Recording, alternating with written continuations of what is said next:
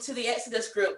Thank you for joining my channel, and make sure you hit subscribe if this information is hitting you at home. So today we have a very special guest. We have Donnie here, who hit me up on Instagram and was like, I need to tell my story. I need to tell my testimony because I have people to help. So if you have people to help, please let me know. You can always contact me on my Instagram, or you can contact me at my email, which is jwexodusgroup@gmail.com. The link will be below. So let's get started. Donnie, welcome to the show. Of course. How you guys doing? It's a pleasure to be here today, to tell my story, and hopefully I can reach some people and to actually help some people out. 'Cause, I mean, I know I have a story that's not like any other, so let's see Well, what let's happens. jump into it. How did you get into the witnesses? How were you introduced? Were you born in? Did you study? What happened? Let's go ahead and just jump into it. Well, let's start back at the beginning. When I was born, I was not actually born in per se. I was actually adopted by my mom at 8 months old. At the time, she was not studying with Jehovah's Witnesses, but then within a couple of months, she started studying to my dad. And at the time, my dad was disfellowshipped, and Okay, that's actually how we got into it. And it was just me and my mom at the time. So, got it. So yeah. growing up, how did you become a publisher? Did you go up the theocratic ladder really fast when you were a kid? Um, actually, actually, to be honest, that's actually what ended up happening. When it was me and my brother growing up, we was growing up in Des Moines, Iowa at the time, and we was living in this big congregation. We weren't actually on the fast track just yet to become publishers then. We were still young, so like around 5, 6 years old, we were still going to the meetings and going to conventions and siblings. And then around the year 2000, I was 5, my brother was 4, my mom decided to get baptized, and my dad, yeah, he decided to get reinstated into the congregation in the year 2000. Wow. All right. So Yeah, now, so like yes, 5 years, like we're going to meetings, we're going to assemblies, we're going to conventions, but they're not officially Jehovah's witnesses. Witnesses yet. Right. So yeah, it was a crazy story. But once we left Iowa, it was when I was 8 years old. This was in 2003, 2004. We moved to this small town called Coshada, Louisiana. And at that point, the congregation was so small, and it was just me and my brother that were only like the male publishers Really? that were kids. Yeah, we were the only two that were kids at the time, and so like at that point, we got put on the fast track to becoming publishers because of the fact that we were male publishers and trying to do all that. And so like the elders was tempting us to, yeah, go out and field service, put in more time. If you do this, you'll be able to have more responsibilities in the congregation. And so at that point, I think it was when I was 10 or 11, my brother was like 9 or 10, when we both became unbaptized publishers. And then at that point, we started getting more responsibilities in the congregation. And also then too, we was getting responsibilities that ministerial servants were getting. So like at that time, I was doing like books for the congregation at 11 years old. I'm like, Really? yeah. My brother was like working behind the literature counter. I was like, wow, okay. That was a really It- small congregation. I guess because it was so small, you couldn't yeah, hide in the no, congregation to just be no. yourself. Wow. So you And, were and doing it it really at a got, yeah, it really got bad to the point to where like, we started, my family, every single year when the circuit overseer would come into town, we would always host them. So like you always every did what with year, them? we was hosting the circuit overseer and his wife Oh, you every single host them. year at Okay. our house. So like at that point, eyes were all on us, and we was just like doing it big time. So like every year we would always get these parts on the district conventions, circuit over Uh-huh. assemblies. I'm like, okay. I'm not exactly saying this is how we're supposed to be doing this, but at the time I didn't really think much about it. So I'm like, I'm getting responsibilities in the congregation, so who really cares? So like I'm staying busy and everything else. And then it got to the point to where when I was 15 years old, I started to notice a trend. So my dad, at this time, he was a ministerial servant. And the elders in our congregation, they was getting older in age, so they started having these secret meetings with my dad about where are the boys going to be, like how far are they from becoming baptized publishers. And my dad started really putting the pressure on us and also the elders in our congregation. So So, at that point, yeah, go ahead. so I'm sorry, stop right to stop you, but your relationship with God should be your personal Yeah, relationship. yeah, You shouldn't, your parents shouldn't be having meetings with the pastor or elders of the congregation yeah, to yeah, pressure you yeah, to have a relationship with God. yeah. But see, that's not even the worst part. Okay, go ahead. I'm sorry. I just It even gets worse because of the fact of that my mom, she, like I said, she wasn't raised as a Jehovah's Witness, so she didn't really know a whole lot about it. Because at this point, she had only been in there for like 9, 10 years. Mhm. So with that, my mom was starting to feel the pressure as well, because she was like, "Why are you forcing these boys to take responsibility in the congregation when they're still young? Why are you having these boys go out and field service every single Saturday when they're young? They should be outside, playing with their friends from school." Because my mom had Right. a whole different outlook on life than my dad did. Because again, my dad was born into the religion. He and his sisters grew up in that religion. They did the same things, but my mom had a different outlet. My mom, she wanted to say some things, but she kind of backed off because she's like, "Oh yeah, you're head of the household, blah blah blah, all this other BS." Yes, that keeps us And women I'm quiet. like, yeah. So yeah, she started to grab me and my brother and start having these conversations with us. And she's like, "Are you guys sure you want to get baptized?" I'm like, I remember plainly. I said, I don't think I'm ready, but if it's gonna make my dad happy, and I was like, okay, yeah. If Yeah. it's gonna make my dad happy, then yeah, I'm gonna do whatever I can. So at the age of 15, and my brother was 14, we got baptized July 10th, 2010. I forgot the theme of the district convention, but it centered around love, I think. It was something around that I can theme. find it for you. I got a list of our district conventions now. Yeah, it So, was it so was something else. But at that point, we started getting all these friends and everything else, and everybody started to really like, chime in into our spiritual progress. And I'm like, okay, this is really getting kind of out of hand for me. But I was like, I ain't okay, whatever, BS, whatever. Let's this continue is this. this is normal. This is our normal. Yeah. Yeah. So uh, it was a lot. But it started to get real frustrating when I started to get older.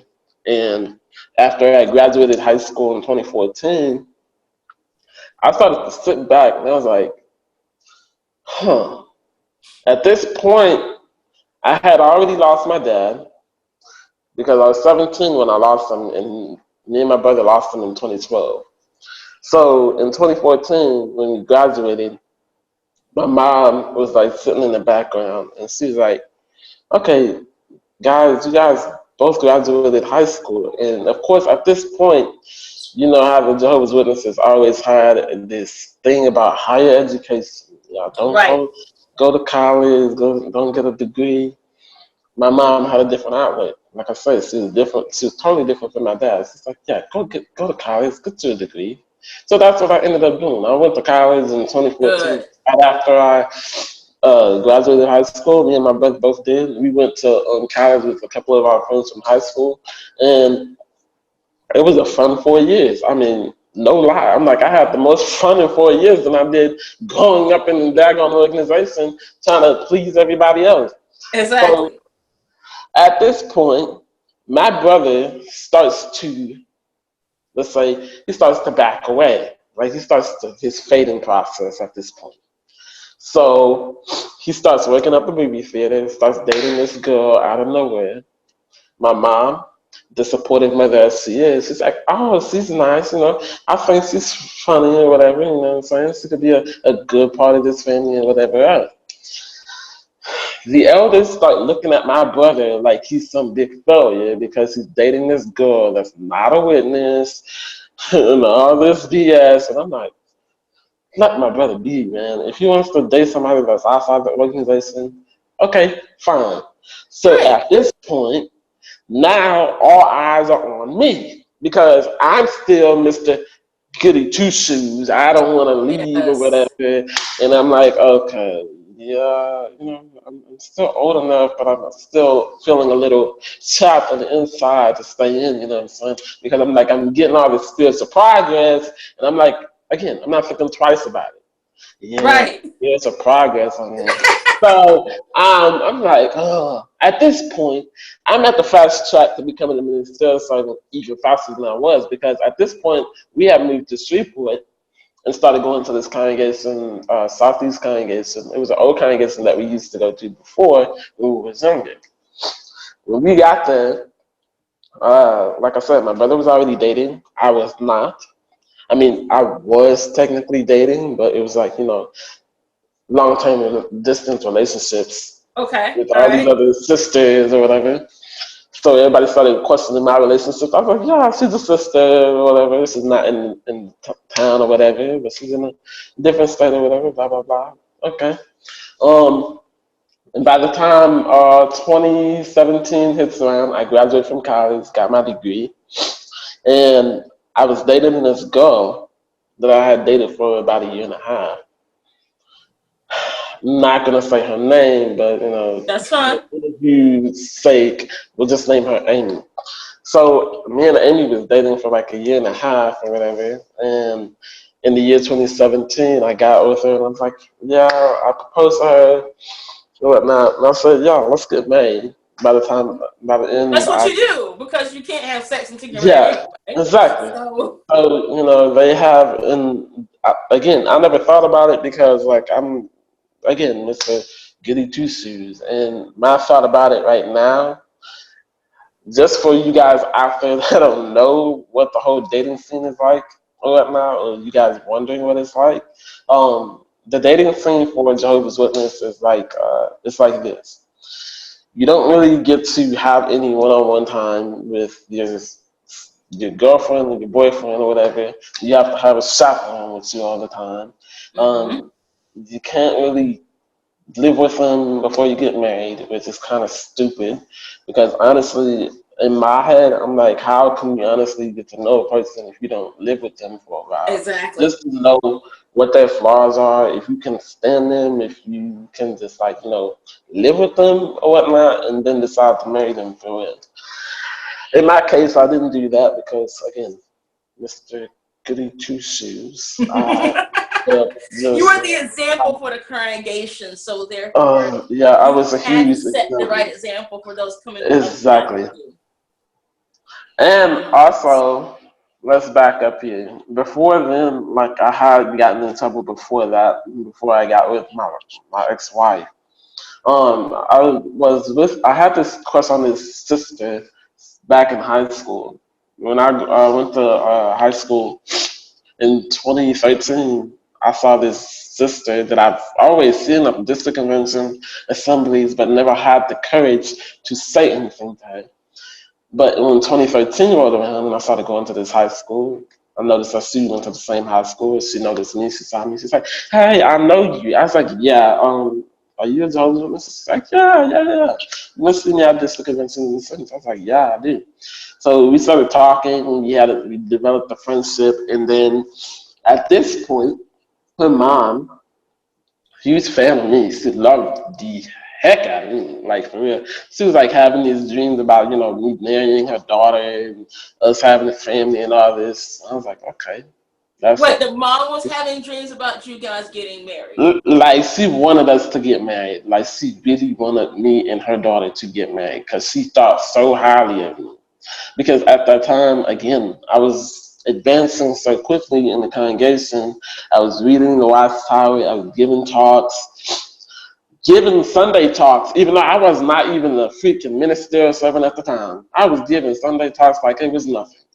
Yes, I was working the sound system. I was conducting Bible studies. I was like heading like the helping the I don't know what's it called, the theocratic ministry school overseas. I was helping them out with that stuff. So I'm like my advancement in this congregation was like skyrocketing high, and I'm Donnie, Donnie, I'm sorry. Me and the girls were talking about this the other day. All of that stuff you mentioned yes, has nothing to do with you keeping the house clean, paying the no, bills on time, no, beating my ass if you're abusive. Could you have STDs? What's another concern? Can you keep a job? yeah, None of that has nothing to do no. with the It has actual nothing to do. marriage. No, it But I doesn't. remember looking at you, brother Donnie, and going, "Oh my God, he gives a good talk. I should marry him." Yeah, no. That's amazing. That's just it was amazing to me because I'm like, God, good Lord, for just to have this one mother just come up to me every single minute, like, oh, you did so good. You like she would take me out to lunch with her daughter and whatever, take me to the movies with her daughter. Like we was going out on dates and I didn't even know it. You know what I'm saying? So Oh, I'm like, I was dating this girl and I didn't even know it. And I'm like, she didn't even know it either. But at the time, I was like, whatever.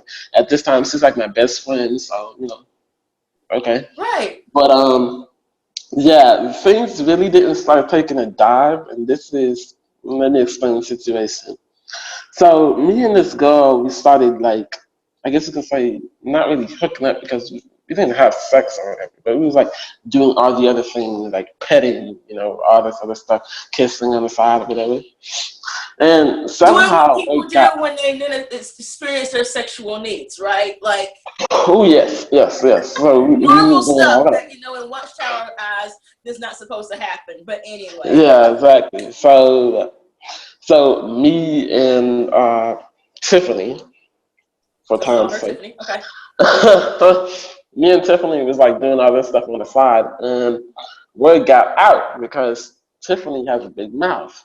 So she starts telling her mom this stuff, and her mom doesn't think of it, but like, she's like, yeah, why are you telling me this stuff or whatever? And I like this dude. It's not, she didn't tell on, well, she was really mainly trying to tell on her, not me, because she liked me so much, but somehow I got dragged into it because Of course. I was doing all this stuff with her. So, I mean, yeah, I got dragged into it. So at this point, I started like having these secret meetings with these elders and the elders' chambers per se. So at this, my first meeting with the elders is like me and two other elders. So I had to go in this like Sunday after the meeting, and we just sitting down. And it's like, so brother, we have these questions that we need to ask you. I was like, okay, go ahead. He's like, are you involved with a sister? I was like, what do you mean?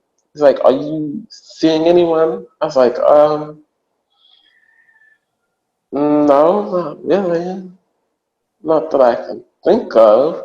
He's like, oh, okay, well, let's just put this out there, you're in Jehovah's house. You need to Oh tell the truth God. all the time. So that like, they was trying to guilt trip me and whatever. I was like, okay, fine. Yes, I'm seeing this girl. Like this is the first time I've ever gotten in trouble. So I'm like, I'm under the peer pressure, to tell what happened, or whatever. So I'm like, yeah, Right. yeah, okay. I started seeing this girl. He's like, oh, and what's her name? I was like, oh, her name is Tiffany. He's like, oh, okay, okay. So what exactly have y'all been doing? I was like, Oh God. yeah, we started getting together or whatever, just having little secret hideout, make out sessions or whatever. Nothing too big, you know. So you're telling us, brother, that you've been kissing this girl and rubbing up on her? I was like, yes, brother. Yeah, that's exactly what I'm saying, you know. Okay, okay. Is there anything else that we need to know about? I was like, no, not that I can think of. I'm like, I'm so at this point, I'm shaking. Like, I don't know I don't know what to do and how to do it. It's like, oh, it's fine. You know, we'll schedule Of another session. course. So yeah, that's what ended up happening. Ended up scheduling another session, but the next meeting that I had with the elders was with three elders this time. So I'm like in The front of a initial meeting, right? They were trying to find information the first time.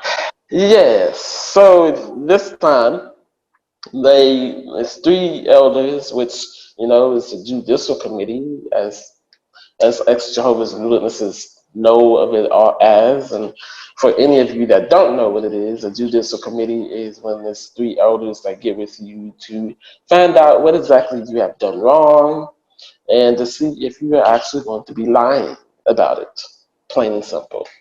And let's also say that these three elders also, per se, have your destiny as far as being put on reproof, which is you're not disfellowshipped or shunned by your fellow congregation members and your family, but your public life as far as what you did is put out there.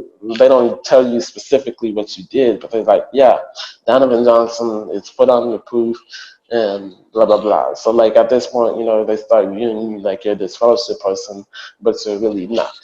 Right. Or they can say that you're a disfellowship person, which they can shun you, and your family starts to shun you. If you have family members that are Jehovah's Witnesses, thankfully that did not happen to me, but we'll get into that later. But at this point, I'm having these meetings with my elders for about up to a month. That's how long this interrogation lasts, for about a month. But They my interrogated you for a month, for every Sunday for a month. yeah, they interrogated me for about a month. But also, the thing that's also crazy about this thing is that me and this Tiffany, we went to the same Kingdom Hall, but we was in two totally different congregations. So like I was Okay. in one congregation, she was in another, but we was going to the same Kingdom Hall. So it kind of made it easier to try to get everything together as far as the stories are concerned. So she had to meet with her elders, I had to meet with mine, and yet both had to tell our sides. Now, at the end of my interrogation, I was put on reproof. It took about 3 weeks to get to that conclusion because I had to tell my story, tell them everything that went down. Like, we did this, we did that, we did this, we did that. And I'm like, they're asking personal questions like, did y'all have sex? Like, were you on top of her? Like, did you finger her? Like, questions like that. It was very They personal. get really intimate. They Yes, get they get real, very real detailed and personal. very intimate. Yes. Yeah, at this point, it's starting to be my break around point, but not quite yet. So yeah, I'm put on reproof and publicly humiliating in front of my congregation. But I was like, okay, cool. As long as I'm not, disfellowshipped or whatever, that's fine. Because my mom was still in. She was still a Jehovah's Witness at the time, but we'll get into her story later too. Um, but at this point, we have one more week of interrogation, but it's not on me, it's on Tiffany. So at this point, a week before I had this other meeting, her elders called me up and say, yeah, we need to meet with you to get y'all to see if y'all stories collaborate because at this point, she's telling a totally different story. I'm giving them more details than she is. So like she's leaving out details, I'm giving them everything. You know what I'm Right. saying? So our stories didn't match up. So when I met with my fellow opposer, at this point, we're both mad at each other. Our friendship is pretty much, you can say, dissolved or whatever. And when we get into the room, she starts snapping at me. I'm starting to get mad at her. I'm like, yeah, we having this little argument back room. It's like, yeah, they stopped arguing and everything else. And the elders is like, okay, brother. And I hated this one elder. Like god dang, he's like, okay, brother. We called you in here today because we have an issue. Most of you guys' story is not adding up, so we needed to get your side of the story and, just tell us everything that you know, and we'll go from there. I was like, okay, brother, that's fine. Being in this, getting too serious, I ain't trying to cuss you out or anything else on this room, so yeah, whatever. He's like, yeah, sure. So they started asking me the same question. Did you guys kiss? Did you guys get on top of her? Did you guys fingering? Did you guys do this, and that? I was like, yeah, I started telling them everything. Now, at this point, when I tell my story, my opposer, Tiffany, she starts getting mad. It's like, yeah, I'm going to report you to the cops or whatever for rape or whatever. Like, she's getting all What? emotional. Yeah, she starts getting all emotional in the elders' room because at this point, also, she's gotten in trouble before. Okay, that makes sense, and that's the reason why she didn't want to say anything. Yeah, It would because have been she's good for gotten in heads trouble up. before. But then, too, also, come to find out, I didn't know that I was fooling around with a married girl. She was married and I didn't Was know. her husband in the room? No, her husband was not in the room. Her husband was not even a Jehovah's Witness, which is why I didn't know that she was married. Then on top of that, I didn't know that she had kids. She had two kids. Well, yeah, she had two kids at the time. So I didn't know that. So I'm like, I'm fooling around with the married women, and I didn't know that until I got into that room with her elders, and they started explaining the situation. I was like, yeah, she's married, right? I was like, I did not know she was married at all because she never told me, and I'm like, this is my best friend or whatever. She normally tells me everything, but she's managed to leave that detail out. So yeah, I didn't know that. I was like, How do okay, you leave a whole so marriage and two kids out? yeah, I Never didn't. mind. I don't. Okay. That was my doing or whatever. I'll take full responsibility for that because I didn't ask any questions. I didn't know, but again, I took responsibility for it. I was like, yeah, I didn't know, so it's You whatever. took responsibility for Yeah, I someone took else I took exposing. responsibility for something that she should have told me from the jump street, and I'm like, cause again, I missed the goody two shoes. I didn't know any better, so like I started feeling bad about it because I was like, oh, I'm about to end the marriage or whatever, all this facade. Yeah, that did not end up happening at all. And another thing that was so sad about it, she was pregnant at the time. So around everything that was going on, everybody started to think that the baby was mine Of course. because of everything that we was doing. So I started getting nervous because she called me up one day. It's like, yeah, I'm pregnant or whatever. I was like, oh my God, okay.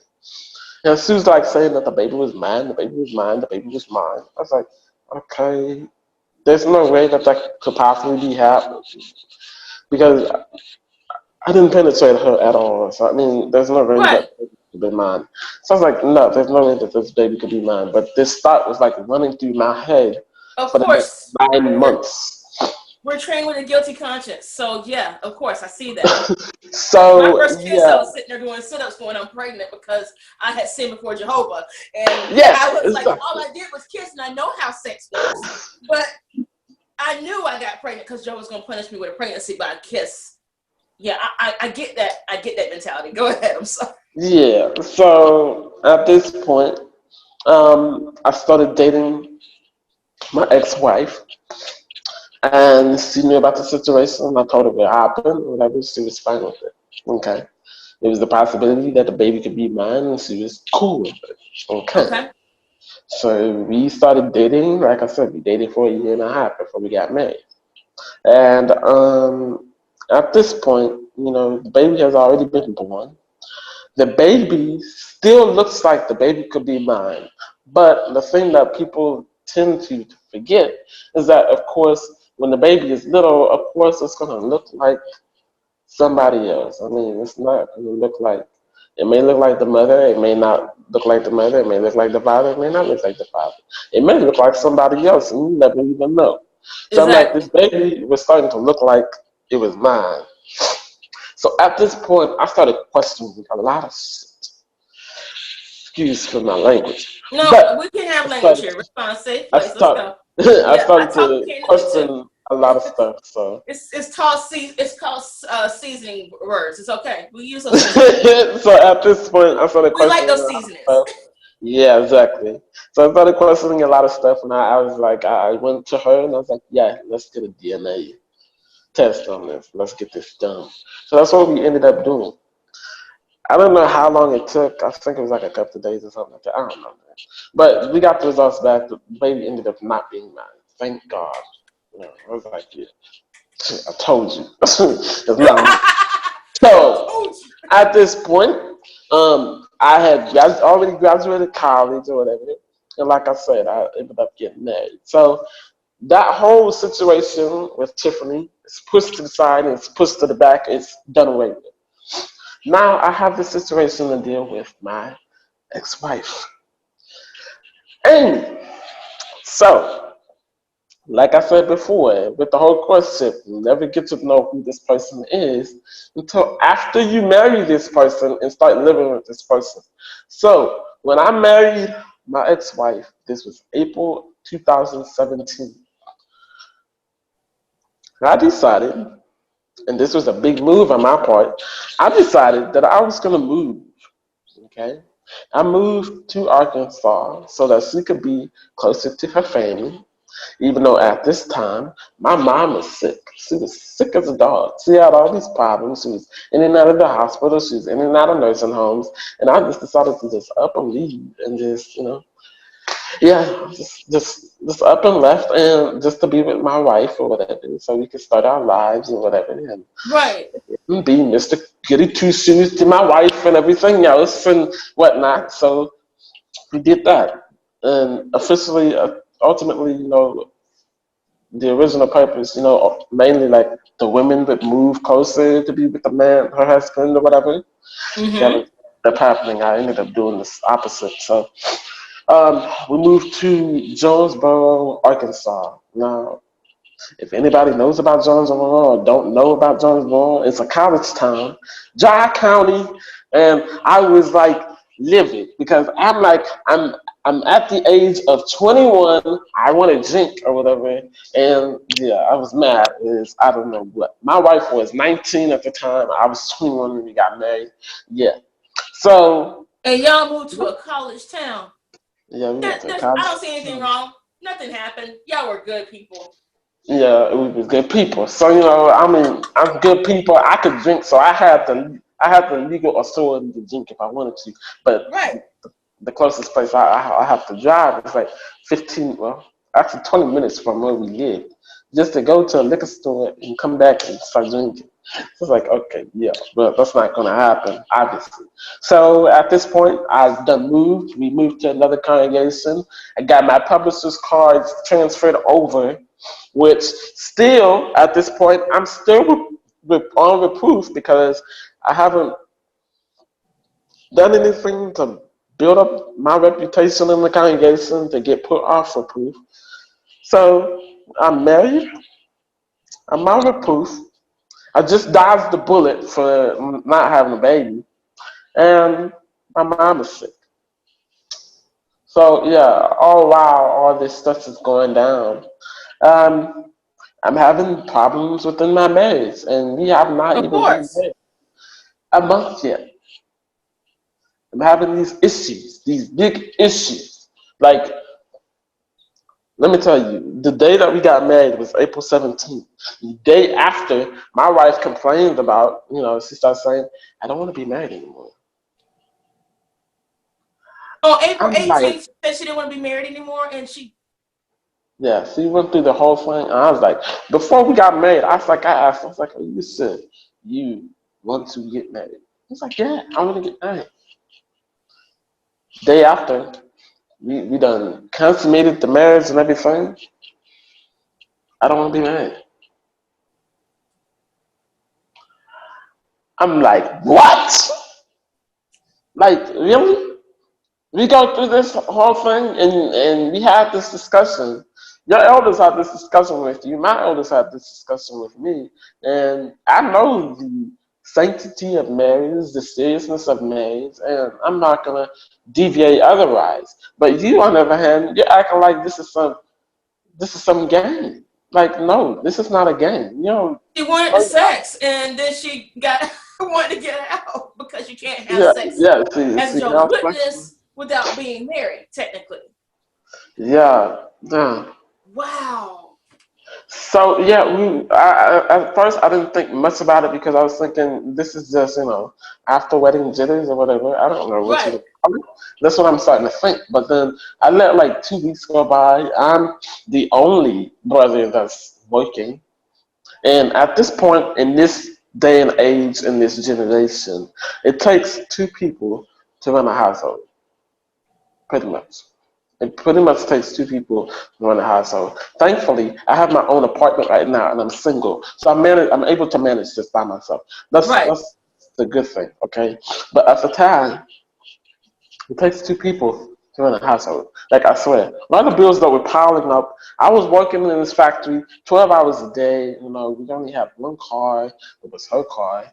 By the way, my car was still here because it was old. It was raggedy. It was a 1998 Ford Explorer, and it was already having issues. I was not fitting to take it with me to Arkansas, driving like 16? No, it wasn't even 16 hours. It was like more like 5, 6 hours maybe, give or take. So yeah, I was not finna be taking my car cross country into another state, and I break down on the side of the road or whatever. So I was like, nah, I'm just gonna leave it here. We took my wife's car and we just jetted off. And at this point, I gave it 2 weeks.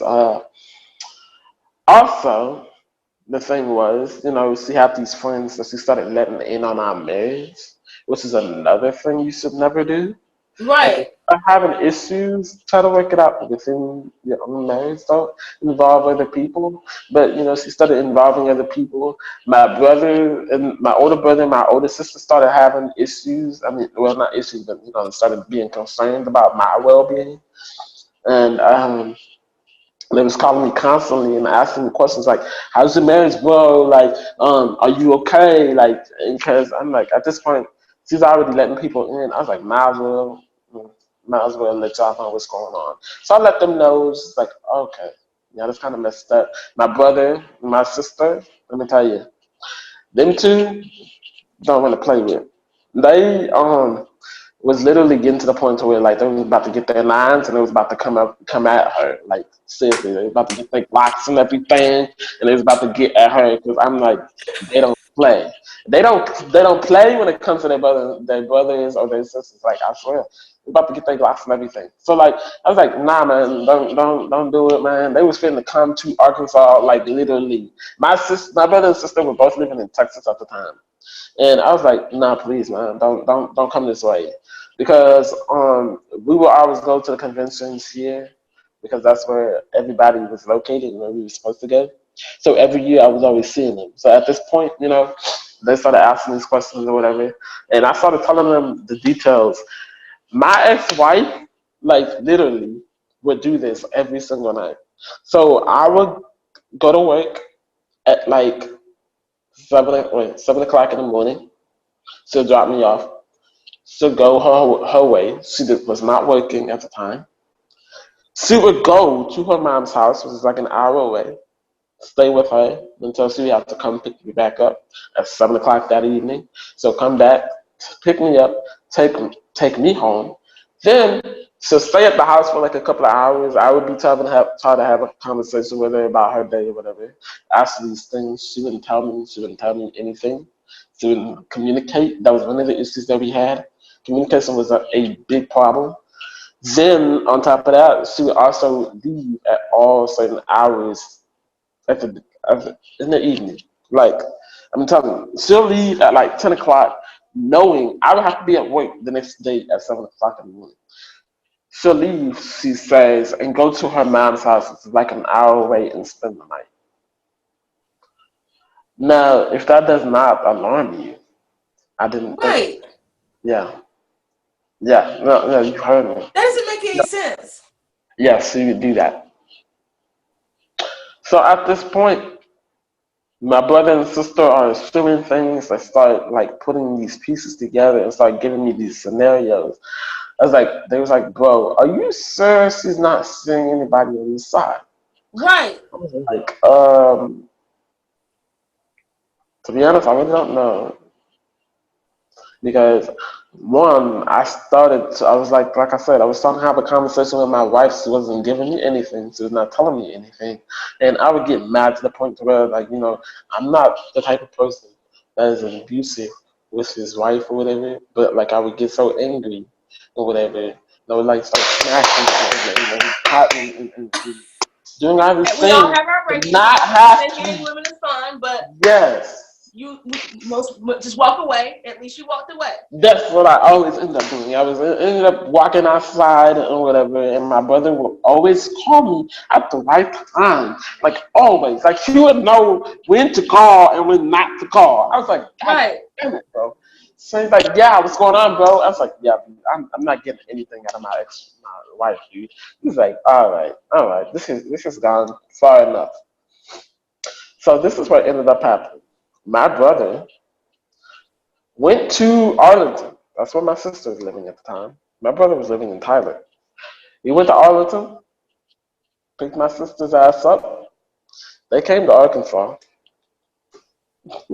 Came to Arkansas, had a confrontation with my wife, sat her ass down, and just like, yeah, you better treat our brother right because you are our sister.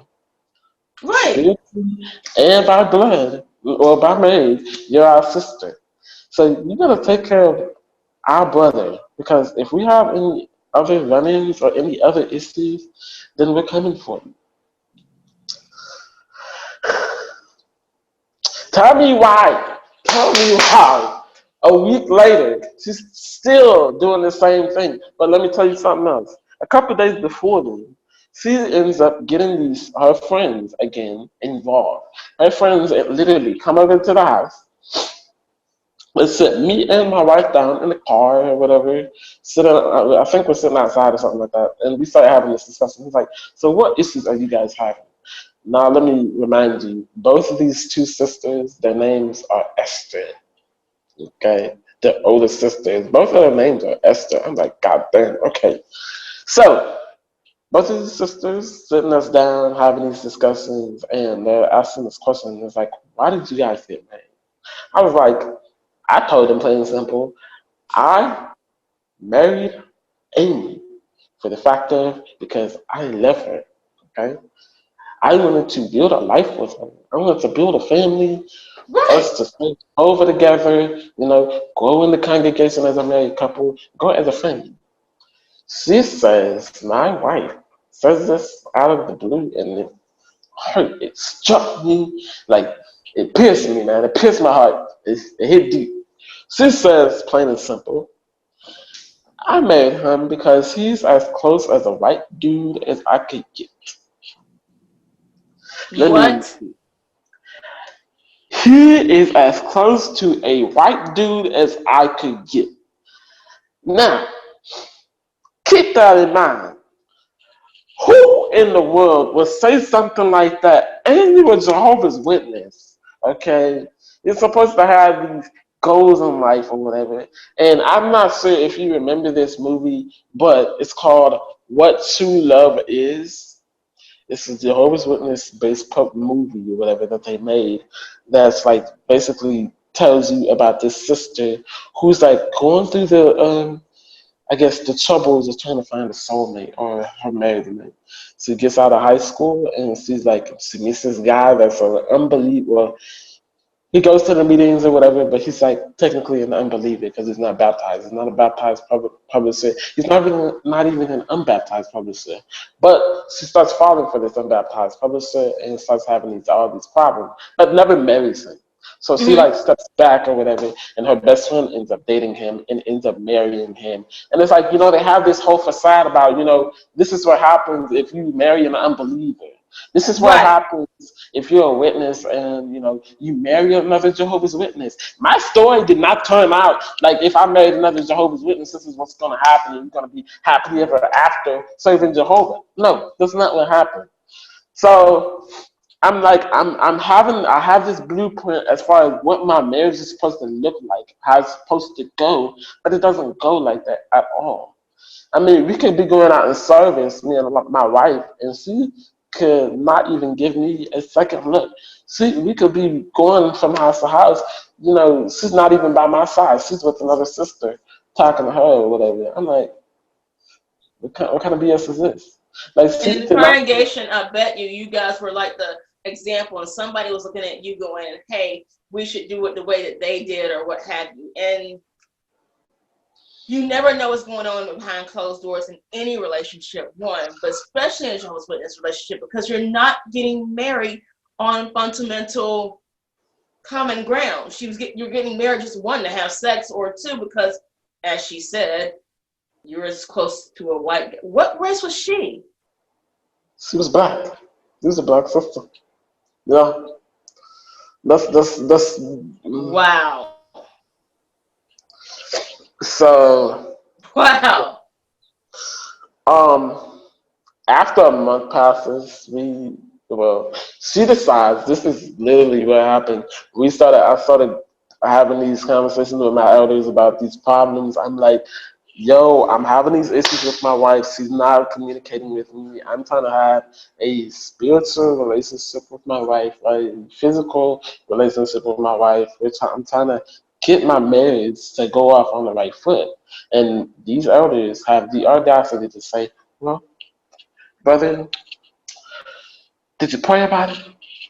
Mm-hmm. I swear to God. I'm like, Mm-hmm. if I ever hear that one more time, and I'm like, I'm coming to you for information, for support, and I'm asking you for your help. And all you can tell me is, did you pray about it? Did Mm-hmm. you read the Bible? You know, there's the scripture guidance in the Bible about, how your marriage should go. I'm like, if I wanted to go and look at my Bible and read what the Bible wanted to say, I would go do that. If I wanted to go on jw.org and look up information about how a marriage is supposed to go, I would do that. I would not be coming to you for help. But no, these elders have it so stuck up in their daggone heads and up their asses that they gotta say, okay, he's got problems. Go pray about it. Go to somebody else with it. I ain't got time for this. That's literally how they was putting me off as. I was like, this is some ugly ass BS. Right. So I'm like, at this point, you know what? Who cares? I don't care. So at this point, the last time I had this confrontation with my wife, she decides the day before, I get off work at 7 in the morning. Get out, well, at this point, 7 in the morning. She comes pick me up, takes me back to the house. I go straight to sleep or whatever because I'm tired. I work a 12-hour shift. I Right. want to have a little time with my wife, have a conversation, maybe give her a little kiss or two, whatever. Someone, Right. So she decides she wants to go off to her mom's house, an hour away, spend the day with her, whatever. Spends the night. Okay, spends the night. I was like, that's the end of it. That was the drawing line. At this point, my brother is calling me saying, "Yeah, mom is like really having bad issues." Like, let me explain the situation with my mom. As far as my mom is concerned, and this is how bad her health was. For the past 5 years, after my dad died in 2012, the year 2012, my mom started having issues with her liver. So like she started having liver disease or whatever you want to call it, and she started having to go to the doctor every couple of weeks to get fluids drained off of her. So like she had what they call cirrhosis of the liver. Mm-hmm. That was what we was battling. For the past 5 years, we was dealing with this problem, and we was trying to figure out a way to deal with it. So at this point, while my marriage is following, my brother calls me up and it's like, yeah, mom is not looking so good. So if you could you come back to Shreveport? You know what? I was like, at this point, I would not mind going back to Shreveport, and that's exactly what ended up happening. But I was like, first off, I was like, man, let me see about this marriage first or whatever. My mom was calling me up about it. She's like, yeah, why don't you just come back home or whatever? That's fine. I was like, okay, well, let me give it a couple of days and see what happens. So I gave it a couple of days because I'm the type of person that if I'm in a marriage with you, I'm gonna try to make it work. Of You know? course. So I waited a couple of days and she decided a couple of days later my brother and sister decided to three-way me, and I was on the phone with him. I was outside. My wife ends up pulling up in her car. Now, guess who's in her car? Her mom, sitting in the daggone passenger seat, getting ready to get out the car. They come up the stairs. I'm sitting outside having a conversation with my brother and sister. They're asking me about my marriage or whatever. I was like, hold off on that question real quick. They waited. I was like, yeah, she's here. So hold off on that question real quick.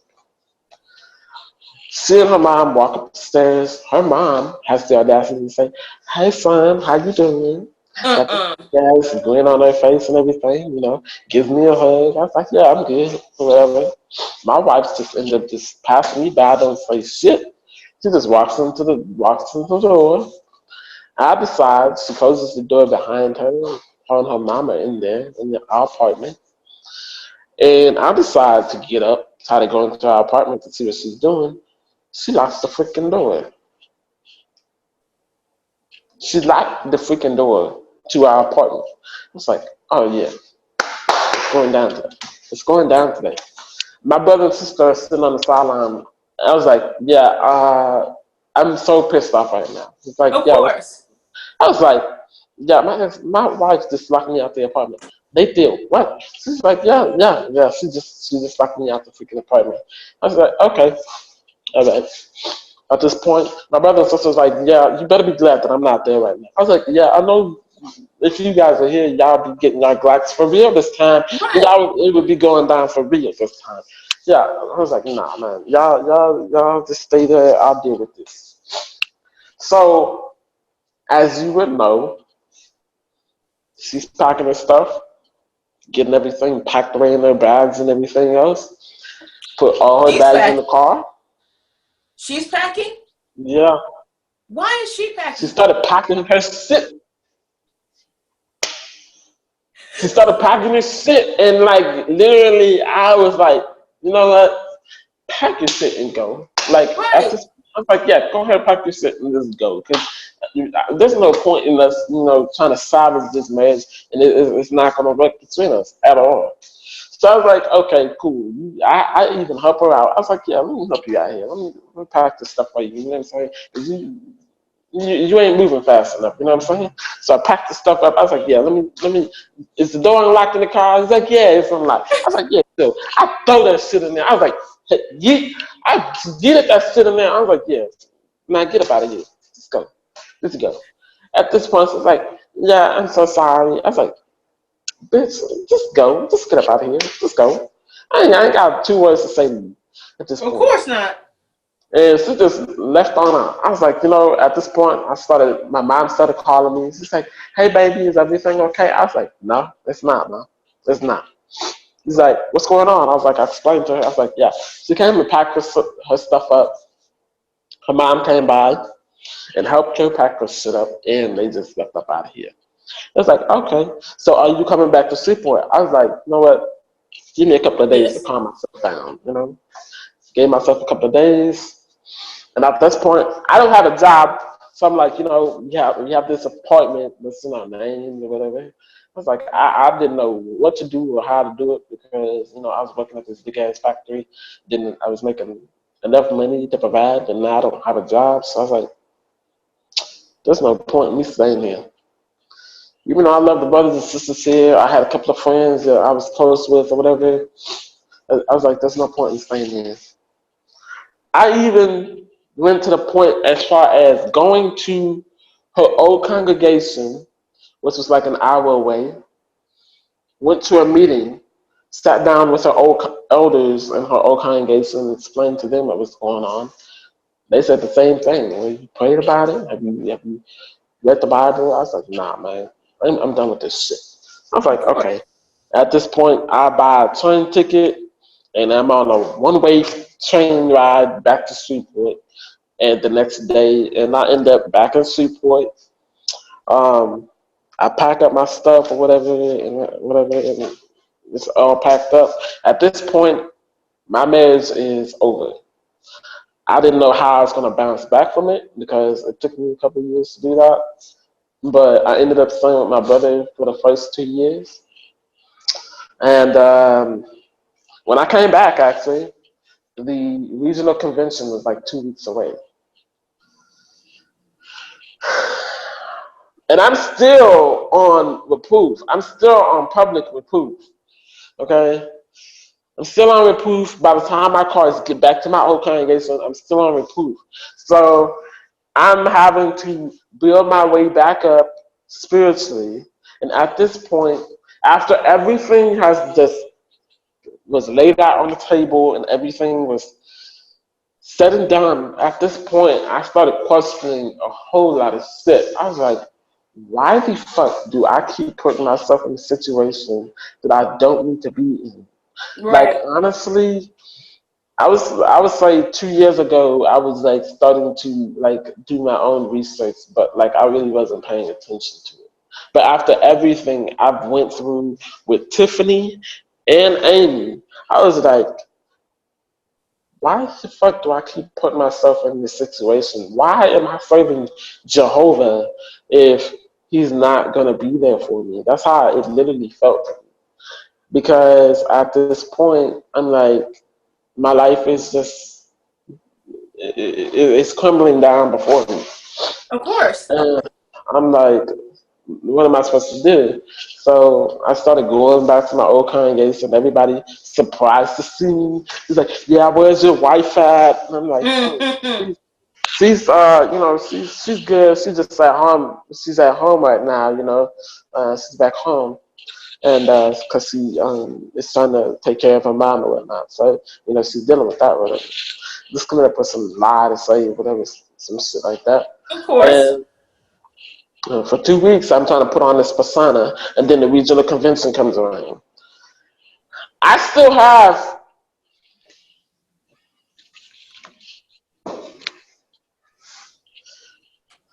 this. Your This ring. I still have this shit. Okay, because I value the sanctity of marriage, even though I am divorced now. I still view this as a token as far as how serious I would take and how far I would go for my marriage. Of I still course. have this, even after 2 years.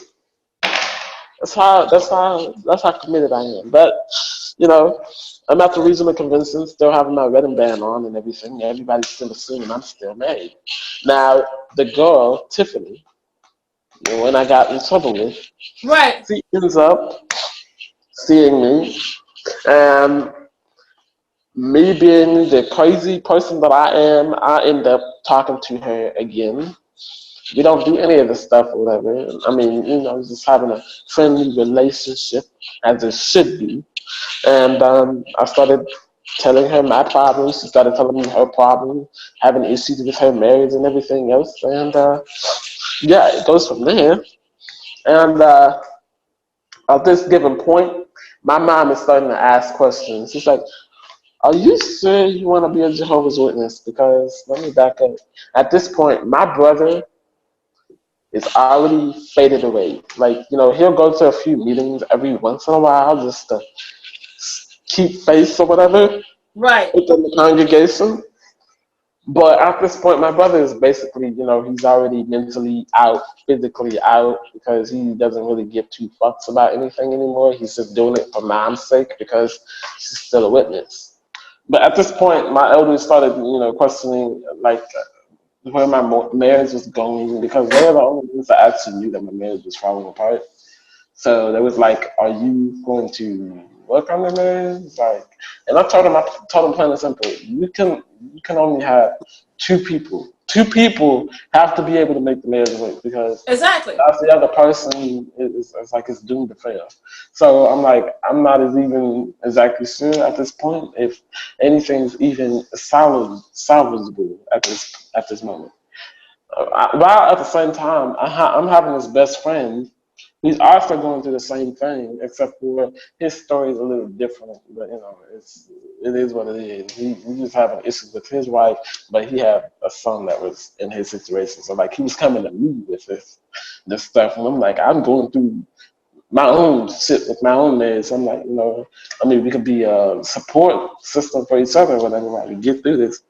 But I mean, at this point, I'm like, fuck it, I don't really care anymore. And I, at this point, given point, I started to push my marriage to the back burner because, like, at Of this point, course. nothing to do. So I pushed my marriage to the back burner, and I kid you not, at this point, I start to fade away. So I joined, well, I mean, like, I got this job in the oil field. So, like, I was working in the oil field, being away from home 2 weeks at a time. And I'm still living with my brother, him and his girlfriend. And it was kind of an awkward situation for the first 2 years or whatever, but we made it work or whatever for 2 years. And at this point, um, well, actually, back up. In the year 20, was it? I think it was 2017. Yeah, it had to be 2017. Yeah, 2017. A couple months later, I'm working in the oil field, and then like I come home or whatever because like I got laid off from the oil field within 3 months. So like I'm trying to figure some stuff out or whatever or whatnot. I'm still scared to step out on my own because Of course. again, at this point I'm 22. Yeah, yeah, I'm 22 years old. Yeah, I was 22. 22 years old, didn't know what the heck I was doing. I was kind of scared to step out on my own because I'm like, I lived with my mom for most of my life or whatever. I lived with my mom when I went to college, and then like I jumped into this marriage, and I was with somebody else. So I've never had any time to myself. So basically, I'm living with my brother for 2 years just to compensate for the lack of indiscretion of being single as far as what I'm supposed to do and how I'm supposed to go about doing it because I don't know what the heck I'm doing. Right. So um, at this point, my brother starts having these discussions with me about when am I going to get my own place, when I'm going to step on my own because they have their own place and then they doing their own thing. You know what I'm saying? So I'm like, okay, at this point, it is what it is. So, like I said, I slowly start to fade away when I start working for the oil field or whatever. Then when I get laid off, I have to come back here or whatever. And I don't go to any assemblies. I don't go to any conventions. I don't go to any other meetings. I lie to my elders that I'm out of town. Out of town, right now, I ain't trying to shit out or whatever. Because they kept trying to have a meeting with me. Because they're trying Of to see course they are. us. Seriously. Um, at this point, I'm like, you know what? I fit, the year 2018 rolls around, and my brother was like, why are you failing? Like, why don't you just disassociate yourself? Because that's literally what he ended up doing. He ended up disassociating himself, and that was that. I was like, I don't know, man. I don't know. But fuck it. I just ended up disassociating myself. But not well, technically, not really. Because like I called my elders up one day and this is like March 2018. Hmm. And I was like, call my elder I texted one of the elders in my congregation. I was like, yeah, we need to talk. It's serious or whatever. I just need a vent or whatever. So it was like, yeah, okay. We set up a meeting with me and two other elders. And they started asking me questions. So they're like, yeah, so what's going on? I was like, basically, plain was whatever, plain as white or whatever. I was like, after all the things that I've went through, and also I forgot to mention this crap. Back in September of 2017, I lost my mom. So this is what the situation went down with my mom. She was in my, like I said, she was in and out the hospital. One day she started having these stomach problems or whatever, and we had to send her to the hospital. This was like Labor Day weekend, September 2nd, that she went into the hospital or whatever, and she was just complaining about pain all the time. So like at this point, uh, September 3rd rolls around. She has to be put on kidney dialysis. Mm-hmm. Yes, it is. The doctor says that we need to start thinking about whether or not we need to let her go or whatnot because at this point she was in ICU. Mm. My mom starts saying that she wants to have her elders come and pray for her, pray over her, whatever.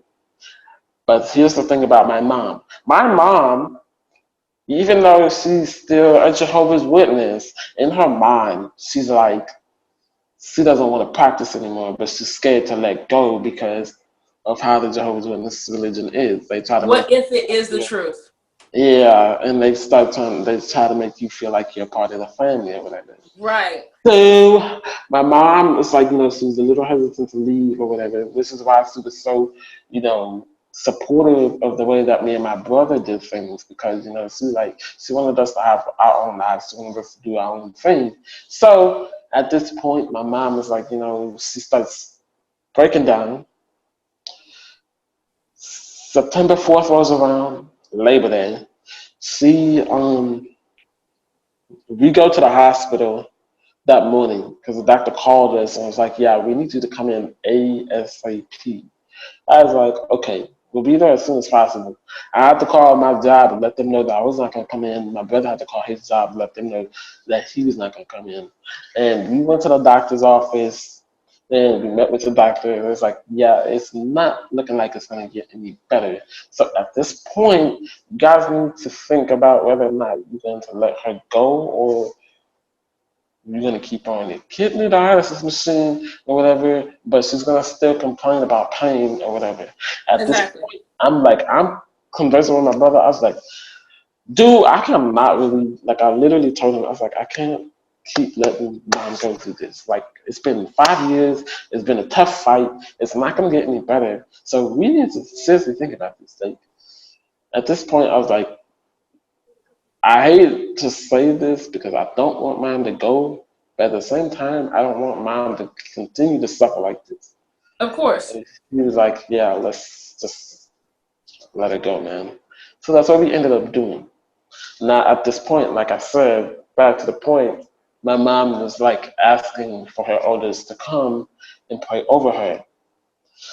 Now, when you're on your deathbed, as we all know, your family members, your relatives, they start like speaking their truth.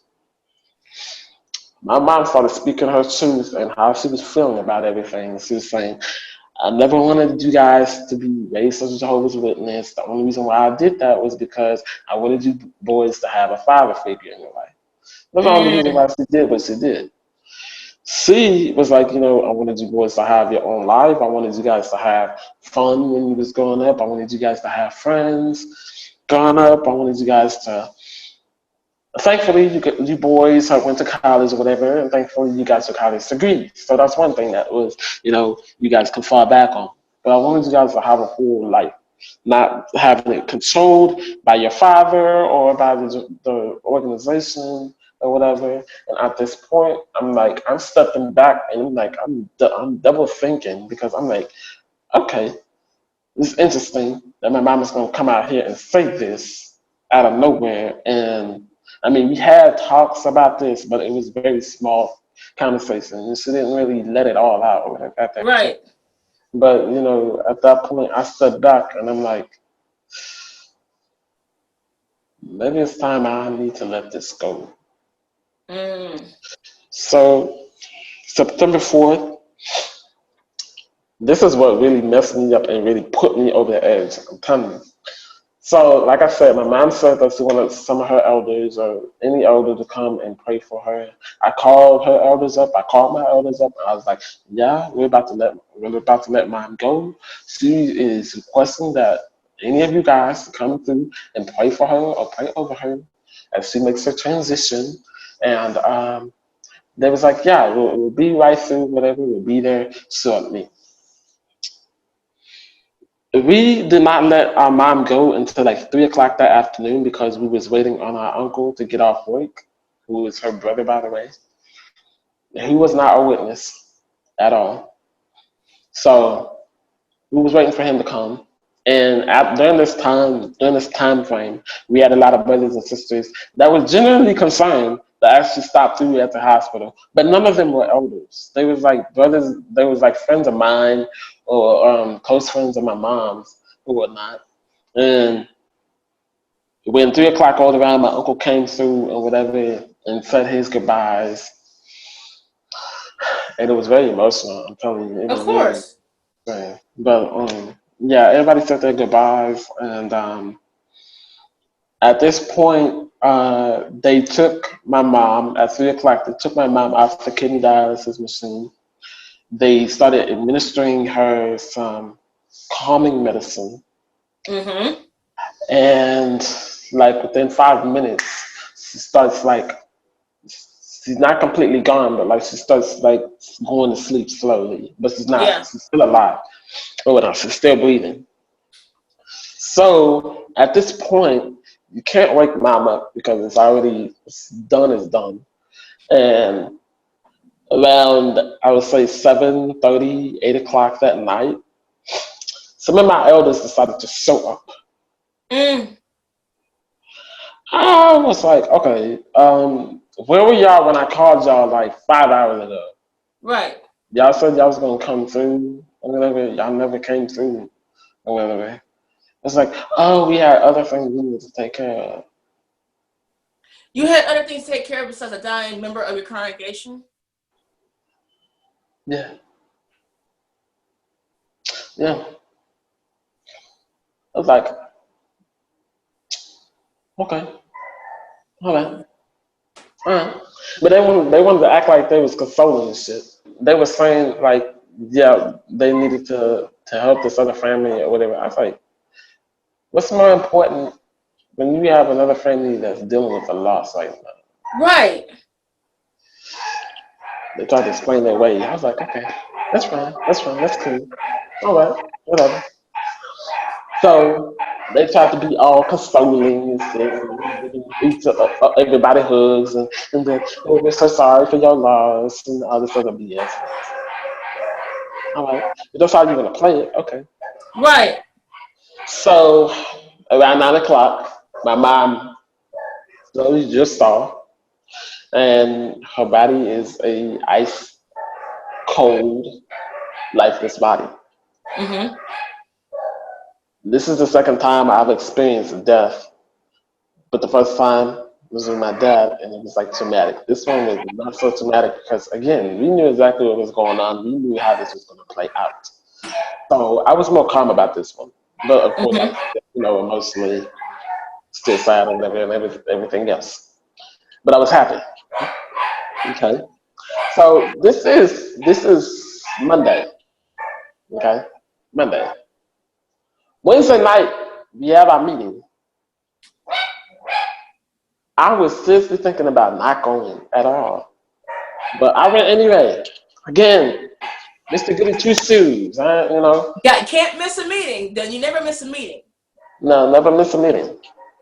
So at this point, I'm out for proof. My mom is gone. My marriage is through the rocks. I went through all this other stuff, and I'm like, I go to this meeting Wednesday night. I'm not dressed for the meeting at all. I'm You like, took I got on. everything in your power to get you there, period. You had on Yeah, clothes. I'm just like, yeah, I'm just using every power in my being just to get there, anyways. So I'm like, I just got on blue jeans and a t-shirt, and I'm sitting in the back. But the second that I walk in, they get done with the songs, and and the brother that's on the stage just starts giving this prayer. talking about Jehovah this, please bless this meeting or whatever. Then he starts talking about mine. He's like, yeah, um, please be with the Johnson family as they have recently experienced the loss. Our sister Miriam Johnson, she has passed away. Please be with them. And at that point, when I hear that name, I literally broke out crying Of in the middle course. of the lobby floor.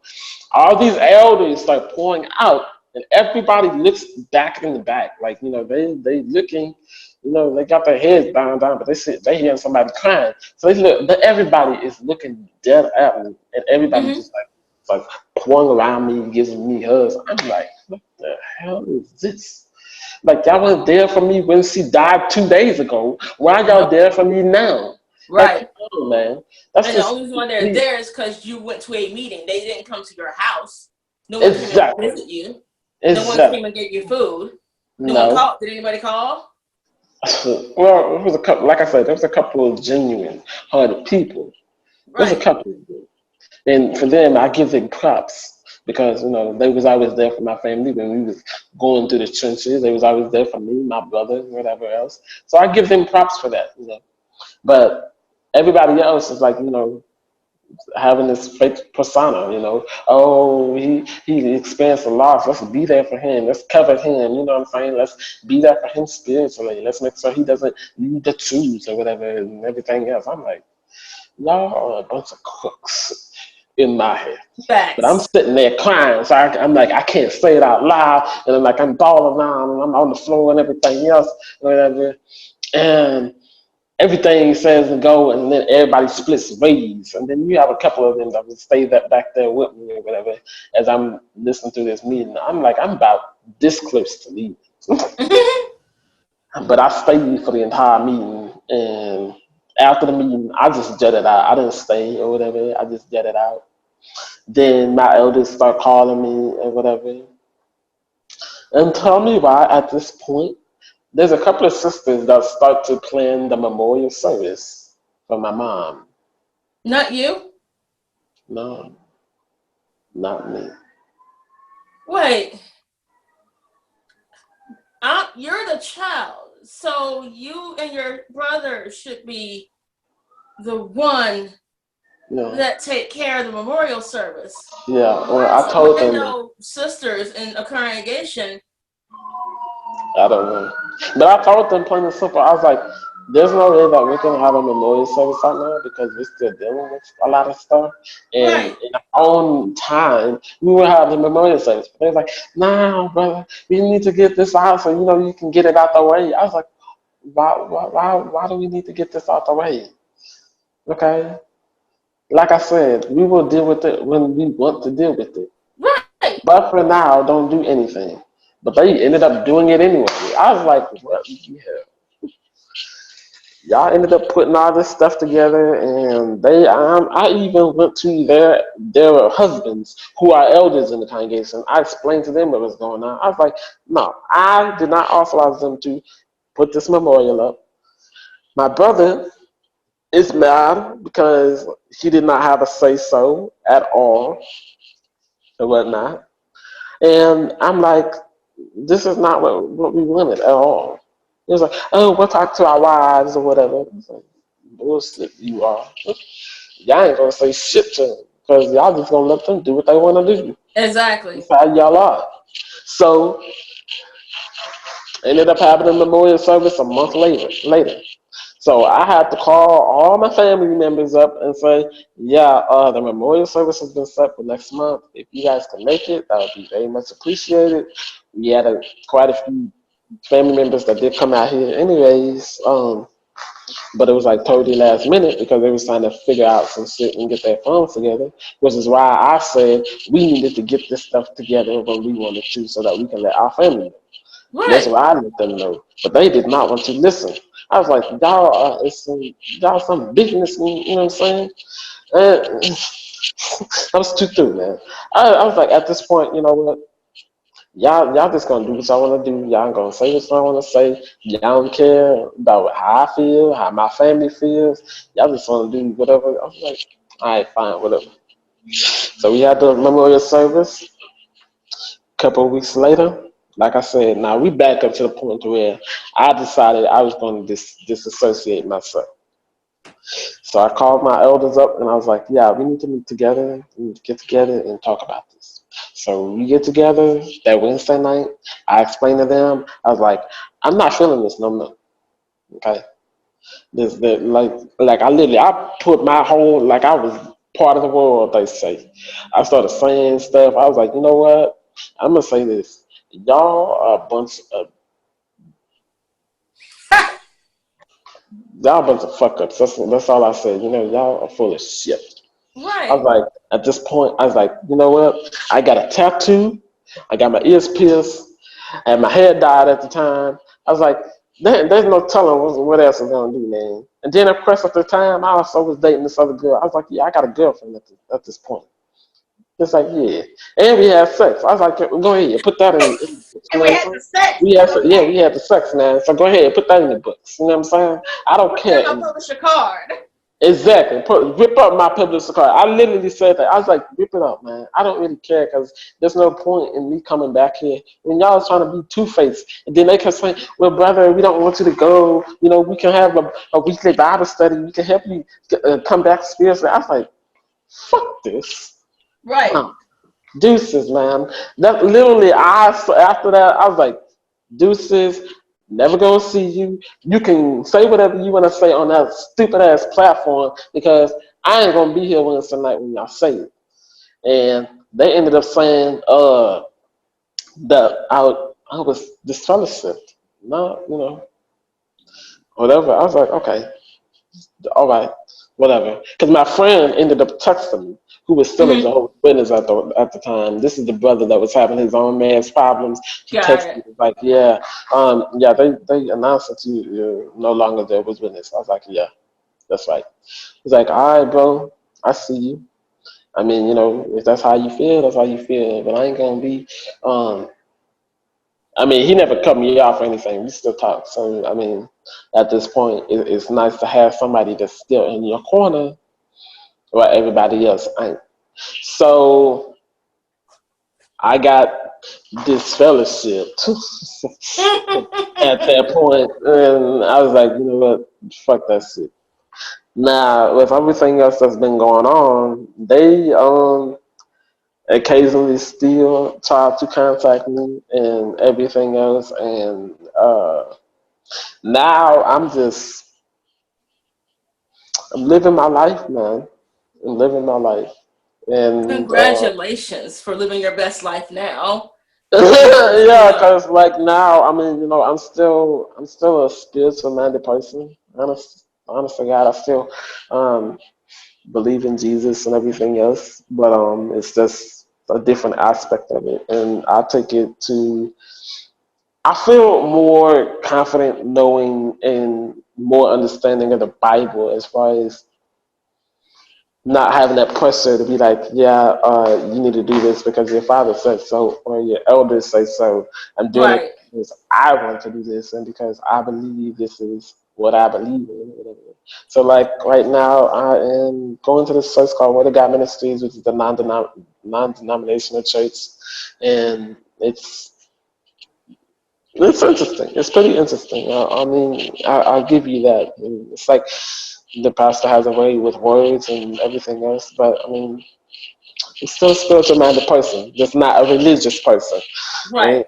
Take it that form, but you I know. started off in a um, non-denominational church too. How are you healing? Like, how are you healing emotionally? What steps you take to heal emotionally or relationship wise? Because we all well, got a lot of healing to do, and your story takes one of the cakes. So I say one of the cakes, not all of them.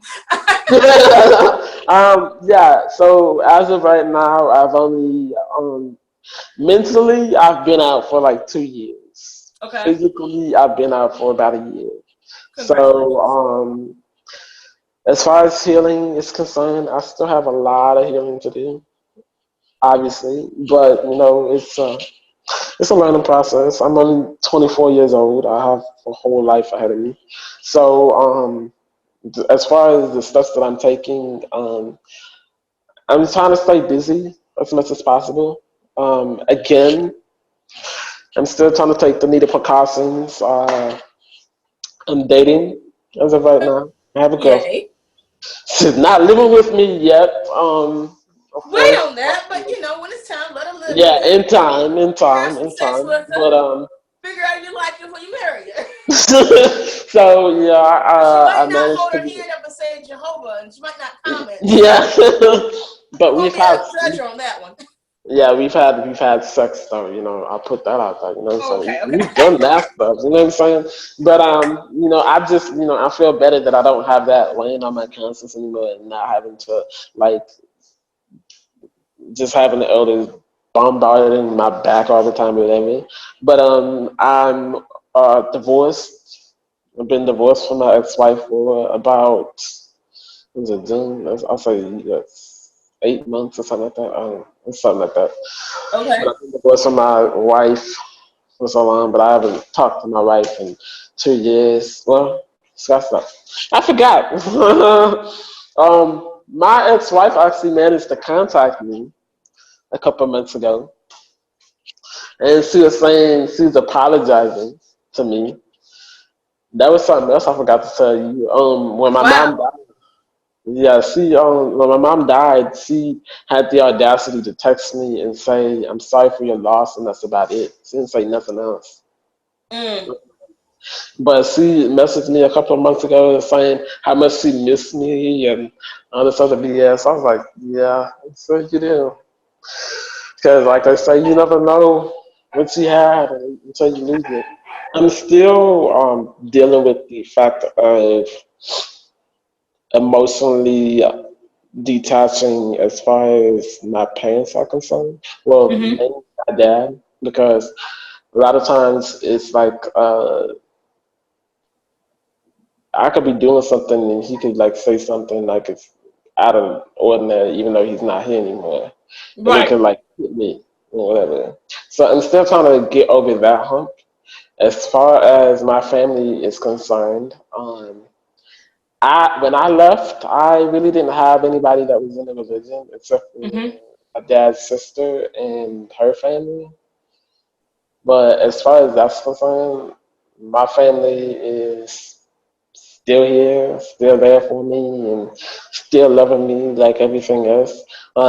Interestingly enough, I let my family know that I had finally decided to leave that organization, and a lot of my cousins, a lot of my aunts and uncles, they would say, "Yeah, we've all been praying for you guys to just leave that organization, like Wow. forever." I was like, "Okay." My uncle, who passed away when I was younger, he would always. My aunt would say that he would always like pray every single night for us, like it was nothing.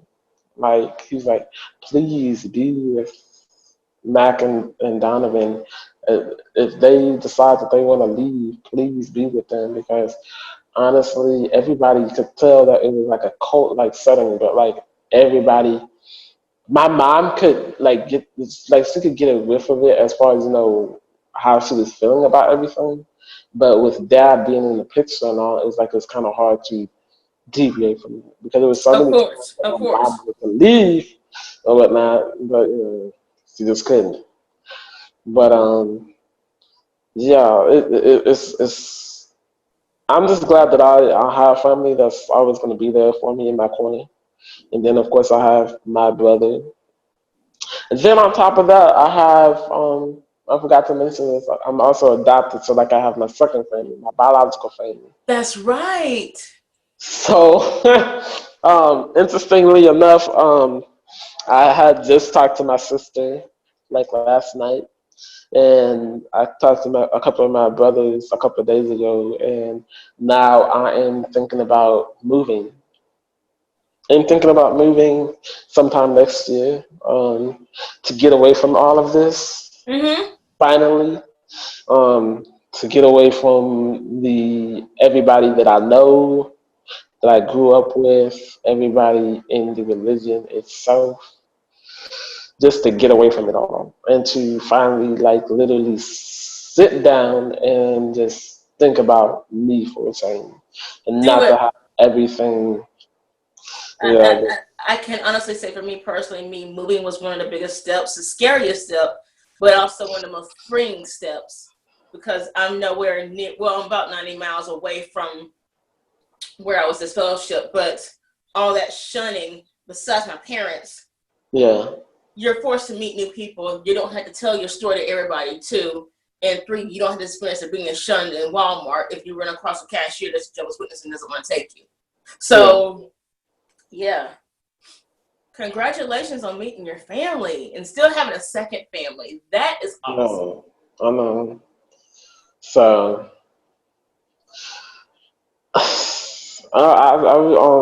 it's amazing to me as far as how my life had planned out. But honestly, a lot of times I still beat myself up about it because of the fact that I'm 24 years old and I still don't know what I'm doing as far It's as this okay. life. That is okay.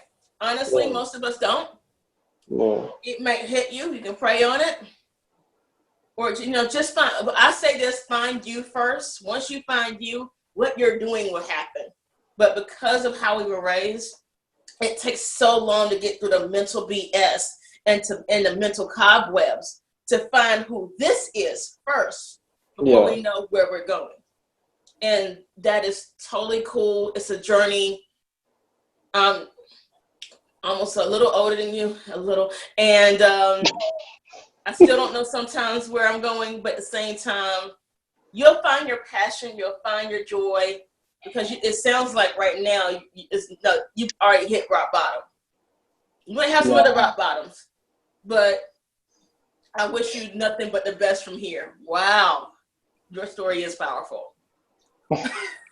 Yeah, well, I mean, I can honestly say, I mean, my credit's a little messed up because of the stupid shit that my ex-wife did with the apartment and everything. But I managed to get this place, so I mean, I'm happy about that. It's just a stepping stone. I'm still working on a car though, so Okay, that's it will all that's happen. a It long will all way to happen. go. But Donnie, yeah, thank you for your testimony. Thank you for your journey. Thank you for telling us about your journey. I can't wait to have you on the show again. Your journey is amazing to me because dating the woman that was married and she was like really that. Each Jehovah's Witness story to me is different, but the same in similar ways. And yours, yeah, I admire it. Thank you very much for sharing today. of course, Angel. I look forward to having you guys again soon. Again, if you're here, if you watched this long, go ahead and hit subscribe, comment below, and we look forward to seeing you again on the Exodus Group. You're stronger than you think, and I'll talk to you soon. All right.